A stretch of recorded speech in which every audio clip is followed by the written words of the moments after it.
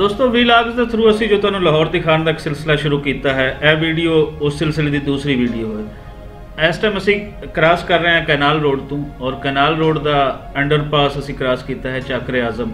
इसनूं जिन्ना hospital का पुल भी कहा जाता है। और यह पुल जिवें ही असी क्रॉस करते हैं तो साडे सज्जे हत्थ और खब्बे हत्थ पंजाब यूनिवर्सिटी न्यू कैंपस का एरिया शुरू हो जाता है। खब्बे हत्थ मुख्तलिफ कैंपसिज हैं, दर्जना कैंपसिज हैं, इतने दर्जना शोबे हैं जिथे न सिर्फ पाकिस्तान भर तो लोग आते हैं बल्कि पूरी दुनिया तो इतने लोग आके पढ़ते हैं। और जिन्हों का सारे जितने पाकिस्तान के मुख्तलिफ फील्ड्स हैं उन्होंने एक खास उन्होंने मकाम होता है। सज्जे हत्थ ये बच्चे जोड़े लाहौर तो बाहर आके रहते हैं उन्होंने वास्ते हॉस्टल्स हैं, लड़कियों के हॉस्टल्स भी हैं, लड़कों के हॉस्टल्स भी हैं।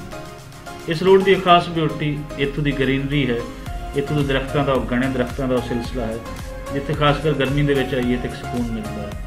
एक होर खास वजह है इसकी वो नहर है जी सज्जे हत्थ साडे नाल जा रही है। गर्मियों के पानी होंदा और लाहौर भर तो जो पूरे लाहौरीए हैं उन्हें हज़ारां लोग इस नहर के गर्मियों दी दोपहर में इस नहाण आते हैं। उस दे नाल इस तो फिर अगे असीं निकलीए तो बाकी इन्हें मुख्तलिफ जितने रोड्स इसनूं क्रॉस करते हैं वो बड़े इंपॉर्टेंट रोड हैं, जिवें खैरोजपुर रोड है, जेल रोड है, माल रोड है, या उस तो अगे जितने भी जाइए धर्मपुरा है।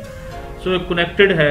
लाहौर में अगर कहिए कि डिवाइड कर दी कोई चीज़ तो वह रोड डिवाइड करता है। सज्जे हत्थ भी कहते हैं उन्ना ही लाहौर है, खब्बे हत्थ भी उन्ना ही लाहौर है। बाकी असी इसके अगे मजीद कि अच्छी बिल्डिंग आती इंपॉर्टेंट बिल्डिंग आती वो भी नाल तुहानूं दसदे हैं। सो साडे नाल रहना।